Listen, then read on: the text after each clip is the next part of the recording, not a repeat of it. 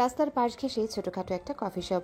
হৃদ সেই কফি শপে ভিতরে না বসে বাইরের একটা টেবিলে বসে। আসিফ তার পাশে থমথমে মুখে দাঁড়িয়ে। একবার গুরুগম্ভীর হৃদের দিকে তাকালো তো অন্যবার কাচুমাচু করে বসে থাকা মায়ের দিকে তাকাচ্ছে আড়ে আড়ে। আসলে পরিস্থিতিটা এমন যে ফ্যাসাদে পড়ে আসিফ সরাসরি কারো মুখের দিকে তাকাতে পারছে না। পাছে যদি হৃদ রেখে যায় বা মায়া আসিফের সরকারি তাকানোতে বিব্রত বোধ করে, সেজন্য আসিফ সরাসরি মায়ার দিকে তাকালো না। ছোট টেবিলের চারটে চেয়ারের মধ্যে হৃদের মুখোমুখি বসে মায়া। শ্রেয়া নাদিয়া দুজনই হৃদের দুপাশে চেয়ার দুটোতে বসা। মায়া ভয় লজ্জা জড়তায় চুপ করে থাকলেও শ্রেয়া নাদিয়া দুজনে মিলে অসংখ্যবার হৃদকে বলে ফেলেছে মায়ার নিখোঁজ স্বামীর খোঁজের সন্ধান দেওয়ার বিষয়টি। হৃদ ভিতরকার বিস্ফোরণ ভাব চেপে শ্রেয়ার মুখে সবটাই শুনল গম্ভীর মুখে। আসলে এই মুহূর্তে হৃদের কি রিয়াকশন দেওয়া উচিত সেটা তখনই বুঝল না সে। হৃদের মতন একজন বিচক্ষণ মানুষ কেবল বেকুব বনে বসে রইল। মূলত হৃদের কালকম্বীয় ধারণাতে ছিল না তার খোঁজে তার বউ তারই কাছে সাহায্য চাইতে চলে আসবে। এই গোটা বিষয়টা হৃদকে বেশ বড়সড় আকারে চমকিয়েছে। হৃদ তো তীব্র শক্তে এক মুহূর্তের জন্য রিয়াকশনবিহীন কেমন বেকুব বনে চুপ ছিল। আসলে অতিরিক্ত শখ ছিল হৃদ তৎক্ষণাৎ মুখ খুলে কথা বলতে পারে না, কেমন চুপ করে যায়। যেমনটা হয়েছিল প্রথম যেদিন হৃদ আসিফের মুখে মায়া পরিচয় সম্পর্কে জানতে পেরেছিল। সেদিন সাথে শুনেছিল মায়া অ্যাক্সিডেন্ট করে হৃদকে খুঁজতে গিয়ে মারা গিয়েছিল। তখন হৃদ এক মুহূর্তের জন্য ঠিক আজকের মতন করেই চুপ করে গিয়েছিল। মূলত হৃদের গলা চেপে গিয়েছিল অতিরিক্ত শখে।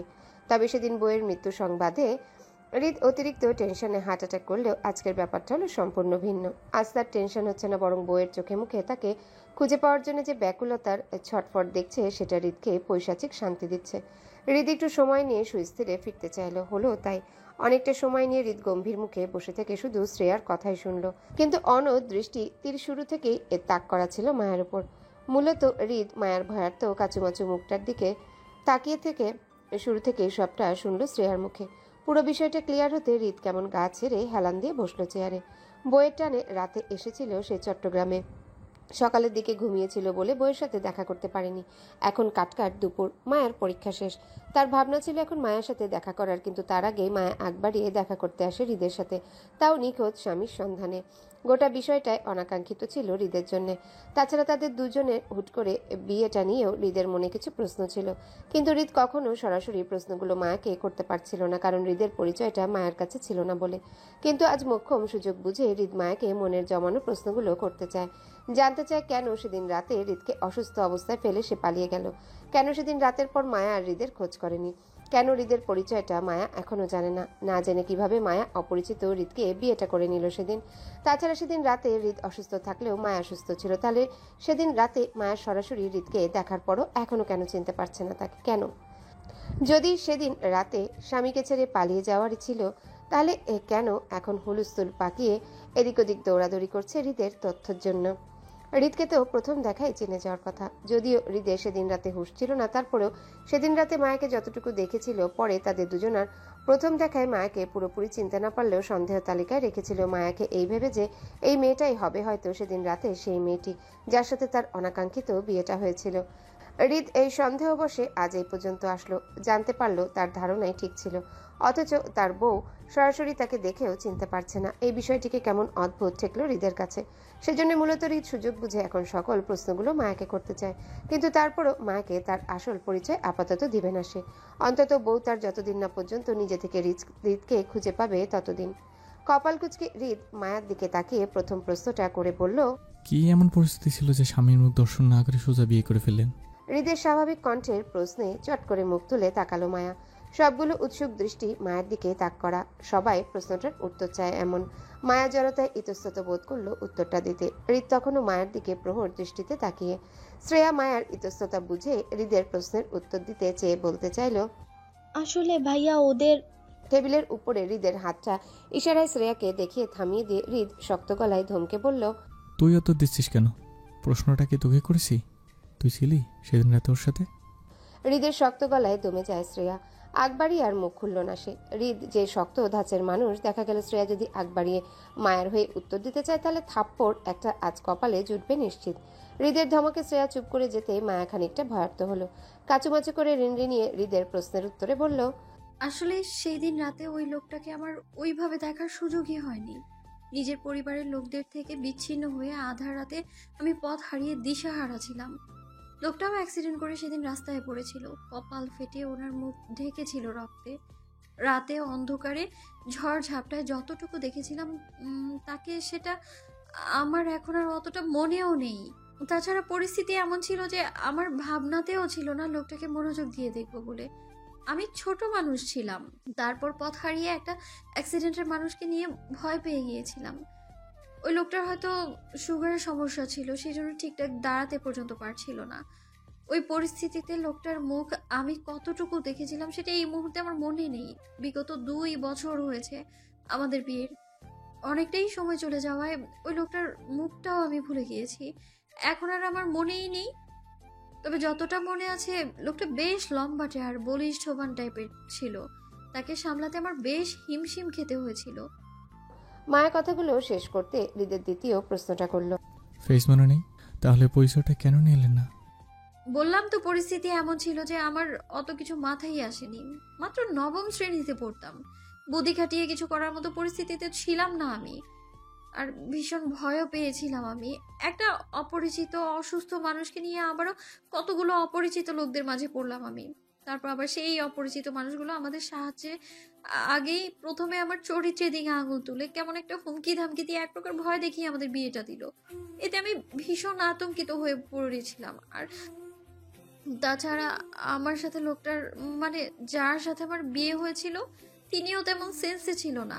মানে উনি অর্ধ জ্ঞান হারা ছিল, সেজন্য সবাই সহজেই আমায় দোষারোপ করে দায়টা দিচ্ছিল। আমি তাদের বলার সুযোগ পাইনি যে অসুস্থ লোকটাকে আমি চিনি না পর্যন্ত। সবাই একইভাবে আমার চরিত্রের দিকে আঙুল তুলছিল সহজভাবেই। কারণ অসুস্থ লোকটা আমার কাঁধ জড়িয়ে তার শরীর আমার উপর দিয়েই ভর দিয়ে রেখেছিল। কাজী সাহেব আমাদের থানা পুলিশে দিবে, এমনকি তখন বিয়েটা না করলে আমাকে সকালে সমাজের লোকদের সামনে অপদস্থ করবে, এমনটা বলেছিল। এমন বাজে পরিস্থিতিতে আমি কখনো পারিনি। এইসব পরিস্থিতিতে পড়লে মানুষকে কি করতে হয় বা কিভাবে সামাল দিতে হয় সেটাও জানতাম না আমি। শুধু মনে মনে দোয়া করছিলাম কেউ আমার হয়ে আসুক আর আমাকে ওই খারাপ পরিস্থিতি থেকে বাঁচিয়ে নিয়ে যাক, আর নয়তো অসুস্থ লোকটা আমার হয়ে কিছু বলুক। কিন্তু সেই দিনের মতো আমার কোনো দোয়াই কবুল হয়নি, তাই জানের ভয়ে শুধু চুপ থেকে গেলাম আমি। আর যে যেটা বলছিল সেটাই করছিলাম। তাছাড়া আমাকে বিয়ে করতে অসুস্থ লোকটাও কোনো আপত্তি জানাচ্ছিল না। সে অজ্ঞান না হলেও কিছুটা তো হুঁশে ছিল। আমি ভেবেছিলাম লোকটা হয়তো কিছু একটা বলবে বিয়ের আগ মুহূর্তে, কিন্তু তিনি কিছুই বলেনি। সেজন্য আমারও আর কিছুই করা ছিল না। হাফেজ সাহেবের পরিবার ভাবছিল আমি আমার স্বামীর গার্লফ্রেন্ড হব। তাকে নিয়ে রাতে কোথাও ধরা খেয়ে হাফেজ সাহেবের বাড়িতে আশ্রয় নিতে চাইছিলাম, সেই জন্যই আমাদের বিয়ে পড়িয়ে দেয়া। আর আমি চাপার আগে ভয়ে হঠাৎ স্বামী হওয়ার লোকটার পরিচয় পর্যন্ত জানতে চাইনি কারো কাছে, এমনকি হাফেজ সাহেবের পরিবারের কাছেও চাইনি। বিয়ের সময় অতিরিক্ত কান্নাকাটি আর ভয়ে স্বামী নামটা কাজী সাহেবের মুখে শুনতেও আমার মনে নেই। কিন্তু কাবির নামে ঠিকই দেখেছিলাম স্বামী নামটা, কিন্তু ইনিশিয়াল সিগনেচার হয় ঘুর প্যাচের নামটা আমি বুঝতেই পারিনি কি ছিল সেখানে, সেজন্যই তার নামটা আমার জানা ছিল না। মায়া দীর্ঘ কথার অতলে হৃদের তৃতীয় প্রশ্নটা আসলো সাথে সাথে। তাহলে আপনার স্বামীর কাছ থেকে কেন জানতে চাইলেন না তার পরিচয় সম্পর্কে? ওই লোকটাকে সাহায্য করতে যেয়ে আমি এত বড় বিপদে পড়লাম। তারপর সে আমায় সাহায্য না করে চুপচাপ বিয়ে করে নিল বলে রাগে আর ভয়ে স্বামীর পাশ ঘেঁষে নি রাতে।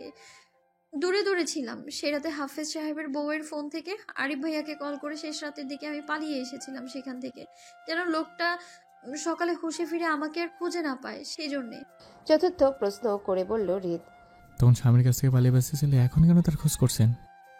তখন আমি ভীষণ ভয় পেয়ে পালিয়ে গিয়েছিলাম। আমার চারপাশে সবাই অপরিচিত ছিল বলে আমার মনে হচ্ছিল সেখানে আমি সেফ না। নিজের জীবনের তাগিদে পালিয়ে গিয়েছিলাম আমি, কিন্তু ইদানিং মনে হচ্ছে লোকটাকে আমার খোঁজা দরকার। সেজন্যই বেশ কয়েকবার নরসিংদী গিয়ে হাফেজ সাহেবের বাড়ির লোকেশন অনেক কষ্টে খুঁজে বের করি, কিন্তু এত কিছুর পরেও আজ পর্যন্ত লোকটা সম্পর্কে তেমন কোনো তথ্যই বের করতে পারলাম না, শুধু নাম আর নাম্বারটা ছাড়া। হাফেজ সাহেব কিছুতেই আমাকে ওই লোকটার নামটা বলেনি। আমি অনেক অনুরোধ করেছিলাম ওনাকে, তারপরেও তিনি বলেননি আমায়। শুধু বলেছে কোনো এক প্রভাবশালী লোক নাকি আমার স্বামী। আমার মনে হচ্ছে ওই লোকটা কোনো গুন্ডা বা খারাপ টাইপের মানুষ হবে, সেই জন্যই হাফেজ সাহেব ওনার নামটা বলতে ভয় পাচ্ছেন। কিন্তু আমি হাফেজ সাহেবকে এটা বোঝাতে অক্ষম হলাম যে আসলে আমার স্বামী যদি খারাপও হয় তারপরেও আমার তার সন্ধান চাই। চাই মানে চাই। স্বামী নামক লোকটা খারাপ হতে পারে এমনটা জেনে বুঝেই তো আমি তাকে খুঁজছি এতদিন ধরে। এবার আপনার সাধ্যে থাকলে আমায় একটু সাহায্য করে ওই লোকটার তথ্য জোগাড় করে দিতে পারবেন? বেশি কিছু জানতে চাই না, শুধু ওই লোকটাকে সেটা বললেও চলবে। স্বামীর সন্ধান নিয়ে কি করবেন? শুনলাম আপনার স্বামী নাকি আরো 2টা বিয়ে করেছে, কথা কি সত্য? তার দ্বিতীয় বউ হওয়ার ইচ্ছা আছে নাকি? হৃদের সহজ কথাটা মায়া সহজভাবে নিতে পারল না। গুমড়ে ভিতরকার কষ্টগুলো যেন মায়ার গলা চেপে ধরল। মায়ার ভীষণ কষ্টে কান্না পেল, কিন্তু হৃদের সামনে কেঁদে নিজের দুর্বলতা প্রকাশ করতে চাইল না। হৃদর আত্মীয় হয় এখন, তারপর আবার মায়ের সাথে হৃদের বনিবনাও হয় না কখনো। এমন একটা লোকের সামনে কেঁদে মায়া নিজের ভিতরকার অবস্থা জানাতে চায় না। মায়ের যতটুকু সম্ভব হৃদের সামনে নিজের ভিতরকার পরিস্থিতি না জানিয়ে উপর থেকে শুধু সাহায্য চাইবে।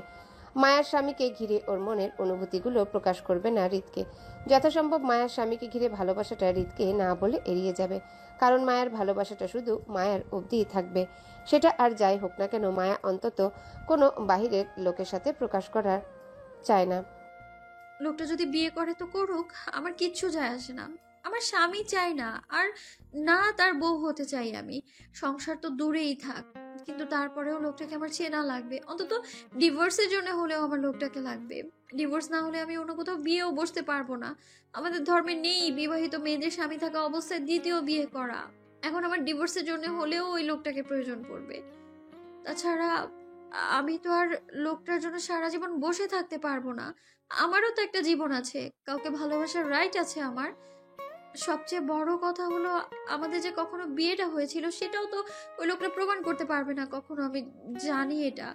কারণ বিগত 3 মাস ধরে লোকটাকে খুঁজে খুঁজেও তার তথ্য বের করতে আমি হিমশিম খাচ্ছি। সেখানে ওনার আমাকে খোঁজা আরো মুশকিল হয়ে যাবে। আমাদের বিয়েটা হয়েছিল এটা প্রমাণ করার জন্য কাজী থেকে শুরু করে কাবিননামা পর্যন্ত নেই আমাদের। সবকিছু আগুনে পুড়ে ছাই হয়ে গেছে আরো বছর খানিক আগেই। সেই সুবাদে আমাকে ওই লোকটা কখনো চাইলেও নিজের স্ত্রী বলে প্রমাণ করতে পারবে না। আর প্রমাণ ছাড়া কেউ বিশ্বাসও করবে না যে কখনো আমাদের বিয়েটা হয়েছিল। প্রমাণের অভাবে আমরা বিবাহিত হয়েও সমাজের চোখে অবিবাহিত বলে প্রথমেই ঘোষিত হব। সমাজ হোক বা আইন, বিয়ে হয়েছিল এটা শক্তপোক্ত প্রমাণ না থাকলে এমনি বিয়েটা বাতিল বলে ঘোষিত হবে। সেক্ষেত্রে বলা যায় আমি কোনো ঝামেলা ছাড়াই ওই সম্পর্কে থেকে সহজেই বের হতে পারবো, বিয়েটাকেও অস্বীকার করতে পারবো। কিন্তু সবকিছু শেষ করার আগে আমি অন্তত একটা বার ওই লোকটার খোঁজ পেতে চাই, তার অগোচরে। তার সামনে যাব না আমি, কিন্তু আমি জানতে চাই কে সে। তারপর না হয় আরিফ ভাইকে বলে সবকিছু মিটমাট করে নিব। আমাদের ডিভোর্সের বিষয়টাও আরিফ ভাইয়াই দেখবে। কিন্তু তা মায়ের দীর্ঘ কথা শেষ হবার আগেই গম্ভীর গলায় আওয়াজ তুলল হৃদ। চাপার আগে দাঁত পিষে বলল, আউট। হুট করে হৃদের চাপা ধমকে উৎসুক জনতার মনোযোগ ভাঙল তক্ষুনি। সবাই থমথমে মুখে মায়ার দিকে দৃষ্টি সরিয়ে চাইল হৃদের দিকে। হৃদের হঠাৎ শক্ত হয়ে ওঠা মুখটা মায়া, নাদিয়া, শ্রেয়া না বুঝলো আসিফ বেশ ঠাহর করতে পারল। মায়া মুখে ডিভোর্সের কথাটা হয়তো হৃদের ভালো লাগেনি, না লাগারই কথায়। কত কিছু করলো বউকে খুঁজতে হৃদ, এমনকি বউটা নিয়ে হুটহাট পাগলামি করে সকল কাজ ছেড়ে ছুড়ে চট্টগ্রামে চলে আসলো। অথচ আজ হৃদের জরুরি ভিত্তিতে নিজের ফ্যাক্টরি প্রজেক্টে পরিদর্শনে যাওয়ার কথা ছিল। সব ছেড়ে ছুড়ে শুধু মায়াকে এক পলক দেখতে চলে আসলো। আজ রাতেই তাদের আবার ঢাকা ব্যাক করার কথা ছিল, অথচ সেই বউ এখন বলছে হৃদকে ডিভোর্স দেবে। কৌশলে কিভাবে এই বিয়েটা অস্বীকার করে এর থেকে বের হয়ে যেতে পারবে সেই বুদ্ধিটাও শেয়ার করছে হৃদকে। এত সব শুনলে কারো মাথা ঠিক থাকবে? আসিফের নিজের মাথায় তো ঘুরছে মায়ার কৌশল শুনে।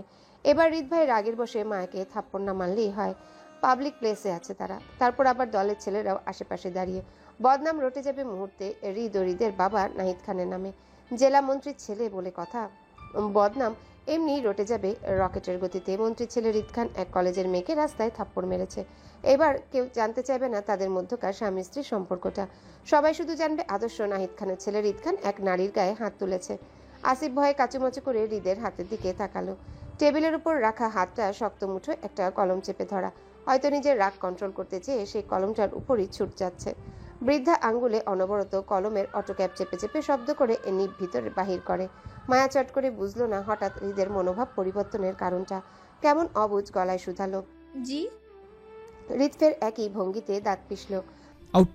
মায়া থমথমে খেয়ে তখনও বসে রইল। হৃদের শক্ত হয়ে ওঠা মুখটার দিকে তাকালো। চোখগুলো কেমন লালচে দেখাচ্ছে, হয়তো রাগে, কিন্তু কেন? হঠাৎ রাগের কি হলো এমন? মায়া বুঝলো না। হৃদ তখনও অনবরত কলমের ক্যাপ চেপে শব্দ করছিল।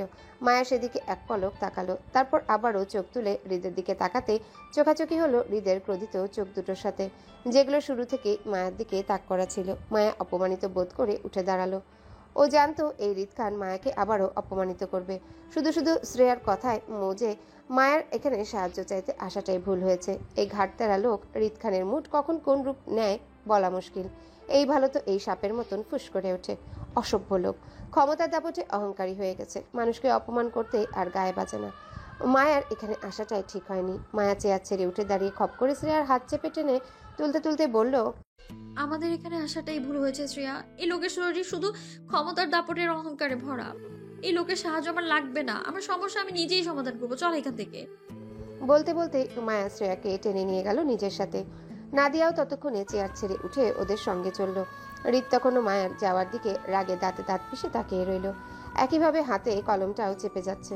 আসিফ সেদিকে তাকিয়ে কাচুমাচু করলো, একটু সময় নিয়ে ভয়ার্ত গলায় ডাকলো, ভাই, ভাবিকে কি আবার ডাকবো? হৃদ দাঁতে দাঁত পিষে রাগে রিরি করে বলল, তোর ভাবিকে না উকিলকে ডাকাছি। এই বেয়াদব মহিলাকে সোজা করা দরকার। কত বড় সাহস আমাকে বিচ্ছেদের কৌশল শেখায়। জি ভাই। আসিফের সম্মতিতে হৃদ খ্যাক করে ওঠে। এই জি কি? হ্যাঁ না ভাই, আপনি যা বলেছেন সেজন্য জি আর কি। কি বলছি তোরে? উকিলের কথা আর কি। তো এখানে আমার মাথার উপর দাঁড়িয়েছিস কেন? আমার রূপ বেরোচ্ছে? আসিফ তাড়াহুড়োয় বলল, না ভাই, এই তো যাচ্ছি। হৃদের মেজাজ যেন আজ হুট করে খিটখিটে হয়ে গেল। আসিফকে আবারও থামিয়ে বলল, কই যাবি? ভাই, উকিল ডাকতে। তোরে কইছি শুধু উকিল ডাকতে? অর্ধেক কথা শুনে যাস কেন? আসিফ এবার সত্যি সত্যি ফ্যাসাদে পড়ে কাচুমাচু হয়ে বলল, সরি ভাই, ভুল হয়ে গেছে। হৃদ পুনরায় খিটখিটে মেজাজে বলল, যা সামনে থেকে সর। বেয়াদব মহিলা মাথাটা গরম করে গেছে। আজ আর ঢাকা ফিরবো না। উকিল আর কাজে দুটোই যেন কাল বিকেলের মধ্যে রেডি থাকে। এই ধান্দাবাজ মহিলার প্রমাণ দরকার। এত বড় সাহস আমাকে অস্বীকার করবে বলে কাল প্রমাণ নিয়ে ঢাকা ফিরবো, এর আগে নয়। জি ভাই। হৃদ বিরক্তির চোখ তুলে বলে, এই যাবি তুই এখান থেকে? উতলা মনে সুস্থিরতা নয় অস্থিরতার প্রকাশ মিলে। মায়ের ক্ষেত্রেও তাই। তীব্র অস্থিরতায় কোচিং ক্লাসে মন ঠেকাতে পারছে না। কেমন নিশ্চল চোখে তাকিয়ে আছে হোয়াইট বোর্ডের কালো লেখাগুলোর দিকে। একের পর এক লেসন বুঝাচ্ছে টিচার, আর মায়া শুধু সেদিকে অন্যমনস্ক হয়ে তাকিয়ে। পাশেই জুই, শ্রেয়া, নাদিয়া বসে। সবার মনোযোগ হোয়াইট বোর্ডের লেখার উপর। থমথমে পরিবেশ। উপস্থিত টিচারের লেসন বাক্যে শব্দ ছাড়া ক্লাসে কোথাও টু শব্দ পর্যন্ত নেই। এমন নীরবতার মাঝে হুট করে উঠে দাঁড়ালো মায়া। অধ্যয়নরত শিক্ষককে উদ্দেশ্য করে বলল, স্যার, আমার অসুস্থ লাগছে, আমি বাসায় যাব। মায়ের হঠাৎ কথায় ক্লাসে উপস্থিত সকল স্টুডেন্টের নজরে পড়ল মায়ের উপর। ততক্ষণে হোয়াইট বোর্ডের লেসন বুঝানো অধ্যয়নরত রহমান সাহেবও ঘাড় ঘুরিয়ে তাকালো মায়ের দিকে। মায়া তখন অসুস্থ মুখভঙ্গিতে তাকিয়ে। জুই, শ্রেয়া মায়ের দুই পাশে বসায় ওকে খোঁচালো। কি হয়েছে আকার ইঙ্গিতে জানতে চাইলো। মায়া তেমন কিছুই বলল না, আর না তাকালো ওদের দিকে। একরোখা দৃষ্টিতে তাকিয়ে রইল রহমান সাহেবের দিকে, বেরিয়ে যাওয়ার সম্মতি পাওয়ার আশায়। হালকা ভ্রু কুচকে মায়াকে দেখলো রহমান সাহেব। মায়াকে অসুস্থ মনে হয় তিনি প্রশ্ন তুলে জানতে চাইলো, কি সমস্যা? মায়ের তৎক্ষণাৎ উত্তর আসলো ক্লান্তিতে, স্যার, আমার খারাপ লাগছে, বেশ অসুস্থ ফিল করছি। আমি ক্লাসে মনোযোগী হতে পারছি না, দুর্বলতা কাজ করছে শরীরে। মায়ের অসুস্থতা নিয়ে আর ঘাটালো না রহমান সাহেব। সহজ গলায় সম্মতি দিল মায়াকে যাওয়ার। আচ্ছা যাও।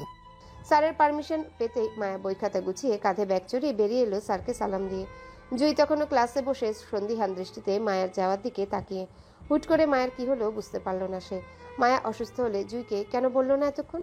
কেনই বা মায়া অসুস্থ অবস্থায় জুইকে সঙ্গে না নিয়ে একা চলে গেল? কিন্তু মায়াকে দেখে জুইয়ের মনে হচ্ছে না সে অসুস্থ। দিব্যি হেঁটে চলে যাচ্ছে। এমনকি এর যাওয়ার পূর্বে জুইকে একটু বলে পর্যন্ত গেল না। কিন্তু কেন? জুই বুঝলো না মায়ার মন খারাপের বিষয়টা। শুধু মায়াকে ক্লাস হতে বেরিয়ে যেতে দেখলো।